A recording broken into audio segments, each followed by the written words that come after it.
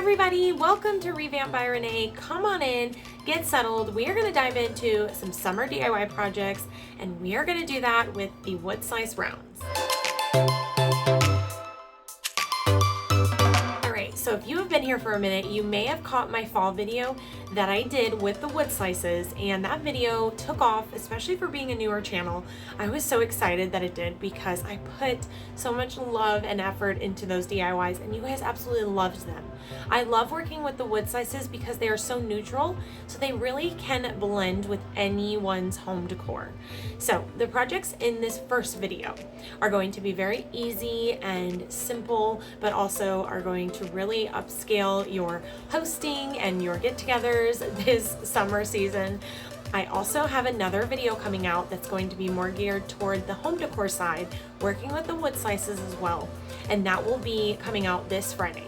So make sure you're subscribed, make sure you hit that bell so that you're notified when that next video comes out and any future videos. Make sure you give me a big thumbs up so I know you enjoyed this content.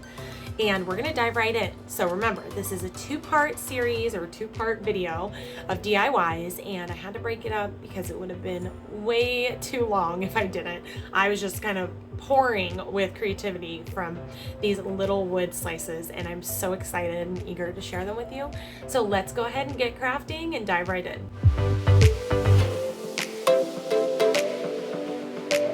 All right, so we're gonna make some fruit wood slice coasters. Okay, so I'm going to show you two different designs. You can make as many of these as you'd like after the video, and we are going to be using some Craft Smart paint in grass green and bright red.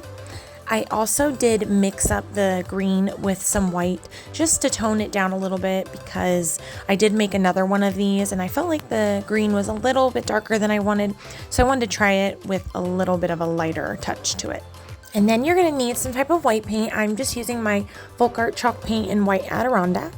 Then we're going to take that green paint and we're going to draw or outline the outermost part of your wood slice with the green.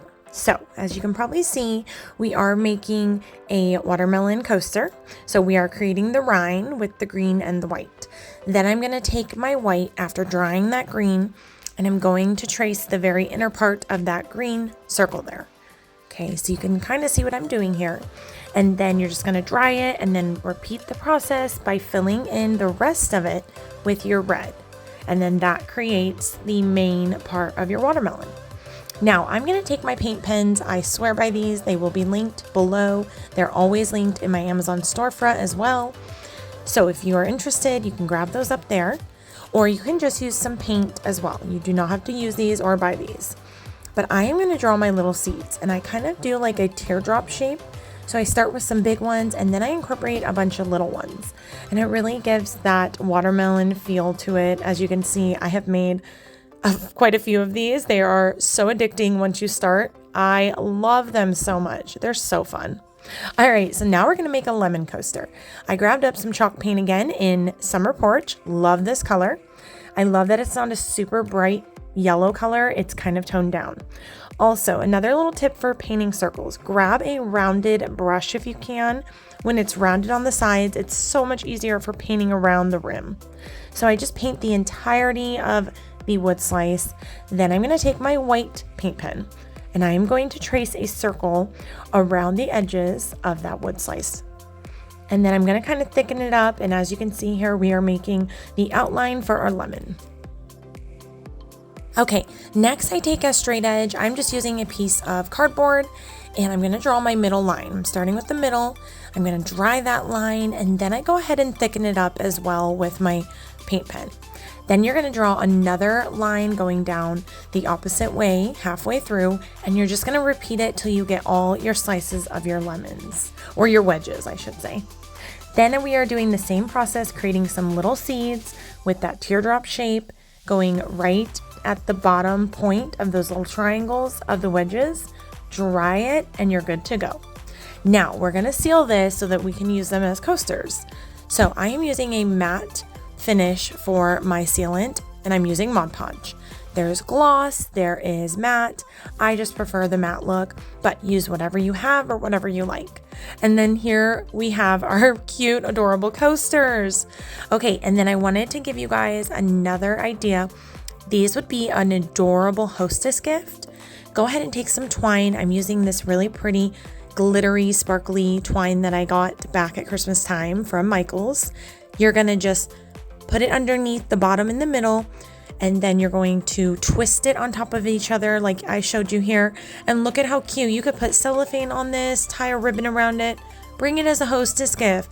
This is such an easy gift, and who wouldn't appreciate some custom fruit coasters? And I had to go ahead and show off my adorable glassware. I sell apparel, wristlets, adorable tumblers. Check out my Etsy shop. It'll be linked below if you're interested. All right, in reference to the previous DIY, this one will be easy peasy lemon squeezy. All right, go ahead and grab yourself a wood slice hanger from Dollar Tree and then some type of cording or jute. I am using mine that was in my stash from Michael's. Here is the Dollar Tree version. You can also pick up that. And then we're just gonna cut off the hanger there. I did go ahead and take a staple remover, and that helped grab any of that extra jute underneath those staples in there. Those staples were in there. I was not going to budge those at all, so I at least had to work with the jute. All right, and then you're going to take your hot glue, and you probably guessed it, we are going to wrap this cording around the edge of this wood slice. And then what I do is I just press it in and down. So I kind of smooth out the hot glue while it's fairly warm. That way it will flatten out that jute just a little bit so that our other side of our jute will sit a little bit more flush. Okay, so then when you get to the end, go ahead and cut it up to the point that it meets the other side. Then a little tip here is I like to uncurl the jute if it's twisted. Just kind of untwist it just a little bit, fray out some of those edges or the ends, and then you're gonna glue it down. And then you're gonna take it again and just smooth it over that hot glue or the warm glue. And then it gives you more of a seamless look, and you can hardly tell where it begins and ends. All right, so now we're gonna take a combination of wood glue, this is from Dollar Tree, as well as hot glue. Now you can just opt to use just the wood glue in this project. You don't have to use the hot glue. I am for time purposes in this video. Okay, and then I have these linked to my Amazon storefront as well. They are these cute little candle cups, and I love using them to make legs on any DIYs. So go ahead and add some wood glue on the top, then put your hot glue on top of that. Press and hold as long as it needs until it's set, and there you go. You have the easiest, simplest, but such a sweet little wood slice riser. And it literally cost us under $5. Another alternative for those little candle cup legs is grab a wooden bead garland from the Dollar Tree, the square ones, and just cut it apart and then take 3 or 4 of those little wood beads and you can glue those as your little feet. And how adorable does this look? It's very nautical themed, and I love it because I have a little bit of a nautical theme going on this shelf in our living room. But I love it because you can use it as a candle holder, as you see here. And then in the previous clip, you can also use it for your decor. Okay, so this next DIY, I really had to think outside the box, but it ended up being so adorable and so fun. So I know you'll love it. Okay, so I grabbed as many wood slices as I needed to create napkin holders for those people. And then I'm using some ribbon I got from Joann's. You can also use Dollar Tree ribbon. Just make sure it's about 1 inch wide or more. Then I'm taking a thinner piece of cardboard. You want some type of thinner cardboard that can bend. So cardstock will work. You just may have to double it up. You just want it to be durable enough, and you'll see why in a moment. And then I am tracing the width of the ribbon as you saw me do there. And I'm going to be cutting out strips. And I went ahead and kind of figured out the ring size for the napkin holders by wrapping around the ribbon and then measuring that out on the cardboard. So you can kind of see what I'm doing in the video. It's sometimes difficult to explain, but I'm trying my best here. So go ahead and cut your strips. And then you're gonna go ahead and adhere the 2 ends with some hot glue. Hold it in place for a few minutes just to make sure it really grabs and holds that cardboard. And then go ahead and do this for all 4 of your rings or as many as you have. Okay, next we're gonna wrap our ribbon around our rings, our cardboard rings. So I'm just measuring out how much I need, cutting 4 of those strips.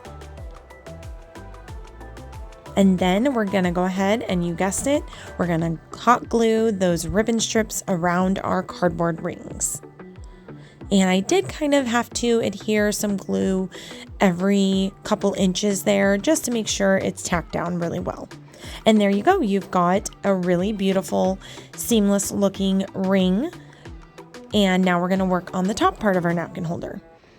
Make sure you take a lint roller or some type of sticky tape and pull off all the debris off of your wood. This step is optional. I did go ahead and cut out some custom names on my Cricut machine. You can use stickers, you can also use paint pens, so many options, or you can just skip this entirely and just leave them neutral. All right, now I'm gonna go ahead and just seal the wood slices with some Mod Podge, mainly because I do have those names on there. If you're just using these for inside purposes, you really don't have to. You can skip that step. Then take a good dollop of hot glue and tack those rings on the back side of those wood slices. All right, when I say that I do not impress easily, I really mean it, but these blew me away. I hope that you guys were so inspired by these projects. I hope that you will recreate them, whether it's for your tablescape, for summer, or just for some hosting DIYs that are so fun and easy. These turned out beautiful, and I'm so glad that I got to share them with you all. Okay, so before we wrap up this video, make sure you let me know in the comments below which project was your favorite. I really tried to make this first half of the wood slice projects very easy and budget friendly so that it would be kind of a warm-up to the second video, if you will. So I know the coasters were so cute and so fun, so I feel like that's going to be one of the favorites, but I want to hear what you think and what you enjoyed.